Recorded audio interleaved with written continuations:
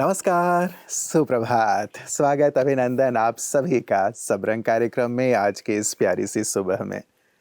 मित्रों, कुछ समय पहले आप सबने सुना होगा कि वैज्ञानिकों ने अंतरिक्ष में एक नाद गूंजते हुए अनुभव किया, पाया और वो नाद ओम का था। सदियों से हमारे ऋषि मुनि इस बात को बताते आ रहे हैं सारे संसार को कि ओम ही जीवन का सार है, आधार है। ओम से ही सृष्टि की उत्पत्ति हुई है, ये बताते आ रहे हैं और इसीलिए परमात्मा का एक नाम ओंकारेश्वर भी है। हमारे यहाँ हमेशा ही जब कभी भी भजन हो, कीर्तन हो या फिर कोई भी धार्मिक प्रसंग हो, तो ओम शांति, शांति, शांति कह कर के इस नाद को चारों ओर गुंजायमान करते हैं और इसके पीछे बहुत ही गहन मर्म होता है। ईश्वर से ये प्रार्थना होती है, आराधना होती है, हे ईश्वर मेरा भी मन और जीवन शांत हो, मेरा परिवार, मेरा परिवेश भी शांत हो और साथ ही तीसरा ओम शांति, समूचा विश्व भी शांत हो। तो बहुत ही गहन भाव लिया हुआ है ये सुंदर सा मंत्र या ओम शब्द मित्रों, जो सचमुच सृष्टि को शांति प्रदान करता है, खुशी प्रदान करता है, जीवन प्रदान करता है। तो आइए आज हम भगवान ओंकारेश्वर की चर्चा करेंगे, चिंतन करेंगे और उनके आध्यात्मिक भाव में डूबेंगे। लेकिन चलिए पहले चलते हैं आज के सुंदर सुवाक्य की ओर।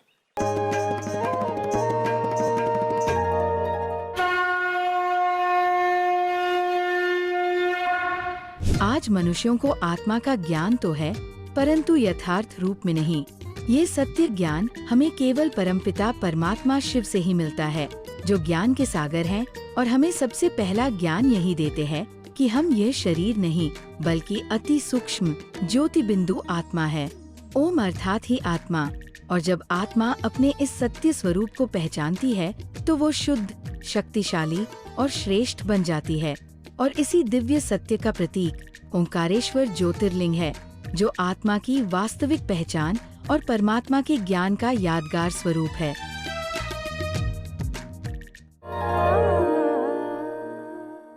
मित्रों, हमारे ऋषि मनीषियों ने ओम का जो अर्थ बताया है बहुत ही गहन है और बहुत जीवनोपयोगी है। आज उसी की मैं साधारण शब्दों में आपसे चर्चा करूंगा ताकि हम उस चिंतन में उतर सकें और सचमुच उस ओंकारेश्वर के साथ जुड़ सकें।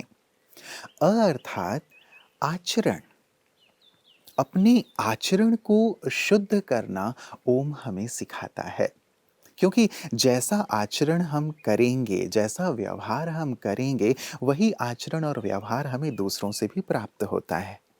तो ये सुंदर जीवन दर्शन है कि यदि आप अच्छा व्यवहार, अच्छा आचरण रखते हैं सबके साथ, तो आपको भी सबसे वही प्राप्त होता है और चारों ओर बहुत ही सुंदर माहौल बन जाता है जब सभी एक दूसरे के साथ अच्छा व्यवहार करते हैं। क्यों ना हम अपने आचरण में शुद्धता को अपनाएं, अपने आचरण में श्रेष्ठता को अपनाएं और वैसा ही आचरण, वैसा ही व्यवहार सबके साथ करें जैसा हम दूसरों के साथ चाहते हैं या दूसरों से अपने लिए चाहते हैं।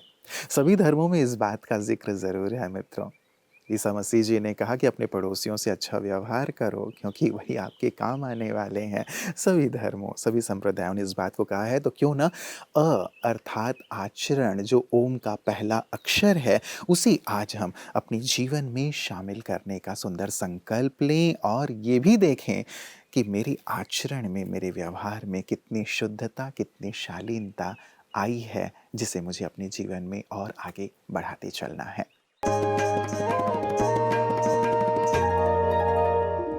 ओम शांति। तो कल हम सब ने ये जाना था कि हमारे दिनचर्या में ऐसी कौन सी छोटी छोटी गलतियां हैं जो हमारे हृदय को साइलेंटली नुकसान पहुंचा रही हैं, धीमे धीमे छुप के हमारे हार्ट को नुकसान पहुंचा रही हैं। तो आज हम उन्हीं बातों को समझेंगे कि हम ऐसी कौन सी छोटी छोटी आदतें जो हमारे हृदय के लिए फ़ायदेमंद हैं उन्हें अपना सकते हैं। तो यदि अपने दिल से प्यार है तो इन छोटी छोटी आदतों को हम अपने दिनचर्या में शामिल करेंगे। सबसे पहले, यदि आपका कार्य व्यवहार ऐसा है जो लंबे समय तक बैठने का है, तो हर आधे घंटे पर 2 मिनट के लिए उठ जाएं, थोड़ा सा वॉक कर ले, टहल ले। दूसरा, अपने आप को हाइड्रेटेड रखें, पानी पर्याप्त मात्रा में पिए, नींद अच्छी ले, लेकिन नींद पर्याप्त के साथ साथ क्वालिटी भी होनी चाहिए। और ये जो जंक फूड है या ज़्यादा शुगर का सेवन आप करते हैं, इसे कम कीजिए। घर का बना भोजन खाएं जो परमात्मा की याद में बना हो और परमात्मा की याद में स्वीकार करें। बहुत ज़्यादा मीठा या फास्ट फूड से अपने आप को बचाएं, क्योंकि हमें अपने दिल से प्यार है। और यदि आपको लगता है कि तनाव आपके लिए नॉर्मल बात है, स्ट्रेस को आप नॉर्मल समझते हैं, तो आज से ये समझें कि हर बार जब आप गुस्सा करते हैं तो आपके हृदय को वो डैमेज कर रहा है। तो मेडिटेशन सीखें, एंगर मैनेजमेंट करें, तनाव से मुक्त रहें, राजयोग ध्यान की विधि को जीवन में अपनाएं। ये छोटी छोटी जो हमारी आदतें हैं वो हमारे हृदय के लिए बहुत अच्छी हैं। आदतें तो छोटी हैं मगर जीवन को लंबी बना देती हैं। ओम शांति। ओंकारेश्वर मध्य प्रदेश के खंडवा जिले में नर्मदा नदी के बीच मांधाता द्वीप पर स्थित है और प्राकृतिक रूप से ये ओम की आकृति में है, इसीलिए इसे ओंकारेश्वर कहा गया है। और कहते हैं कि राजा मांधाता ने यहाँ गहन तप किया था और उनके तप से प्रसन्न होकर के भगवान शिव ने अपने ज्योति स्वरूप का उन्हें साक्षात्कार कराया था और ज्योति स्वरूप में ही वो यहाँ स्थित हैं। इसीलिए इस स्थान का बहुत ही गहरा महत्व है, बहुत ही प्राकृतिक तीर्थ स्थल है और बहुत ही सबकी मनोकामना को पूर्ण करने वाला स्थल है। तो इसीलिए भक्तजन यहाँ शिवरात्रि के समय तो विशेष रूप से जाते हैं, लेकिन पूरे वर्ष लोगों का यहाँ आना जारी रहता है। तो आइए हम भी चलते हैं और जानते हैं इसकी सुंदर गहराई और आध्यात्मिक भाव को।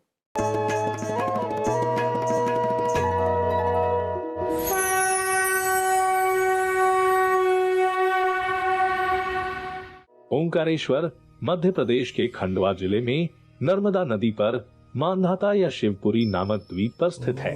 ओंकारेश्वर का अर्थ है ओंकार का स्वामी या ओम ध्वनि का स्वामी। सतयुग और त्रेतायुग वह समय है जब देवों ने पृथ्वी पर निवास किया था और निरंतर जन्म और पुनर्जन्म के चक्र के कारण जब देवता कमजोर हो गए तो उनके दिमाग में 5 विकार प्रवेश कर गए और द्वापर युग में मनुष्य का युग शुरू हो गया और कलयुग में जब मानव मन दुष्ट या असुर हो गया है, हम 5 विकारों के खिलाफ एक कठिन युद्ध लड़ रहे हैं। वही आत्मा जो सतयुग में देव थी, कलयुग में 5 विकारों से लड़ रही है। असुर या 5 विकारों को हराने का एकमात्र तरीका है शिव के सामने आत्मसमर्पण करना, उन्हें उनके मूल प्रकाश बिंदु रूप में याद करना और उनके दिव्य ज्ञान को सुनना। भक्ति मार्ग में सभी भक्त भगवान को सच्चे दिल से याद करते हैं।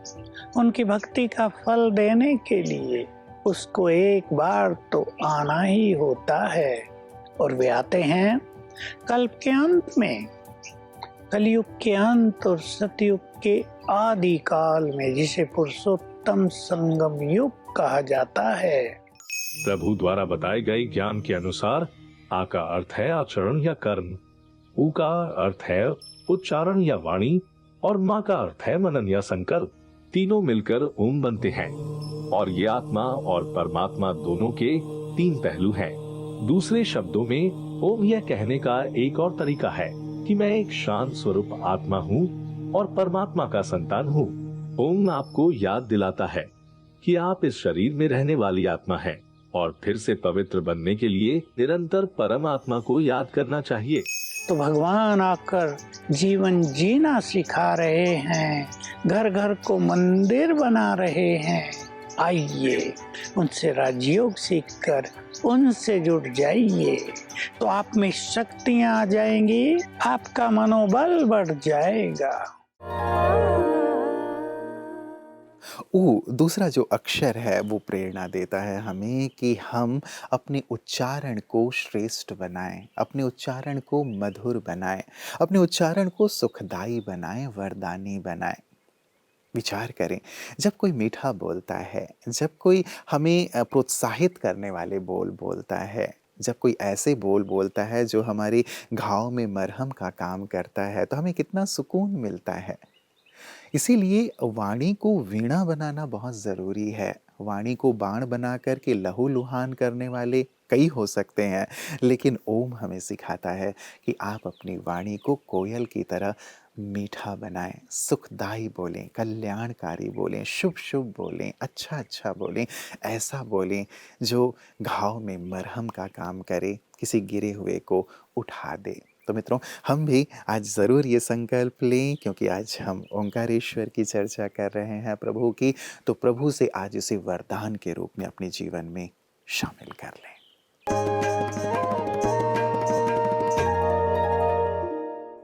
मनुष्यात्मा अपने मूल अस्तित्व को पहचान कर, अपने अंतर को देख कर, अपने अंतर की खूबियों को अनुभव करे और मन को भटकाए नहीं। इसके लिए भगवान ने आत्मा के मूल स्वरूप को यानी मानव के मूल स्वरूप को बताया। जिसे आत्मा मूलतः शांत स्वरूप है, ज्ञान स्वरूप है। लेकिन ज्ञानियों की शत्रु क्या है? नित्य वैरी कहा गया है ज्ञानियों की शत्रु। वो है काम विकार, अतृप्ति, काम वासना।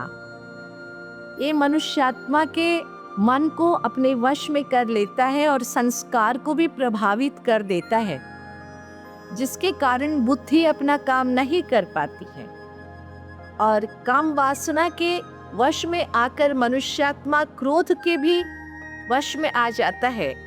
ये दोनों मनुष्यात्मा को छा जाते हैं तो ज्ञान यानी ज्ञानी की अवस्था मानो एक तरह छुप जाता है। ज्ञानी होते हुए भी वो सदैव ज्ञानी का जो विशेषता है वो दिखा नहीं सकता। इसके लिए परमात्मा कहते हैं कि हमें नित्य साधना से, अपने स्वरूप की जागृति से, अपने आप को ज्ञान स्वरूप महसूस करते हुए आत्मा के ऊपर छाया हुआ है जो काम वासना का धूल है, इसे हटाना होगा। और जैसे कि कहा गया है आग के ऊपर धुआं छा जाता है या राख बैठ जाता है, तो मानो आग लगता है कि बुझ गया, लेकिन बुझता नहीं है, आग अंदर है कि। इसी तरह कितने भी काम वासना के धूल जमा हो जाए, लेकिन आत्मा का ज्ञान स्वरूप कभी मिटता नहीं है। ओम का अंतिम अक्षर है मित्रों म। म अर्थात हमारी मनसा, हमारी सोच। हम अपनी सोच को बहुत ही श्रेष्ठ बनाएं, सकारात्मक बनाएं। हम हमेशा सोच की बात करते हैं, सोच की चर्चा करते हैं, लेकिन सोच पर कई बार हम ज़्यादा नहीं सोच पाते, क्योंकि हम बहुत ज़्यादा बाहरी तौर पे व्यस्त रहते हैं। लेकिन सोच से ही हमारी सृष्टि का निर्माण होता है, सोच से ही हमारी जीवन का निर्माण होता है। अर्थात हमारी मनसा ही ये निर्धारित करती है कि हम जीवन में कहाँ पहुँच पाएंगे। हम जीवन में आध्यात्म के शिखर पर पहुँचेंगे या फिर हम जीवन में कहीं और भटक जाएंगे। हमारी सोच, इसलिए अच्छी सकारात्मक आध्यात्मिक सोच के साथ, शक्तिशाली सोच के साथ हम अपने भौतिक जीवन और आध्यात्मिक जीवन दोनों में ही आगे बढ़ें। तो ये है मित्रों ओम का सुंदर भाव। यदि ओम को हमने जीवन में उतार लिया तो सचमुच ओंकारेश्वर के वरदान के पात्र बन जाएंगे। तो आए उनके वरदान को ग्रहण करते हुए ओम के स्वरूप बन जाएं। नमस्कार, ओम शांति। जीवन के सब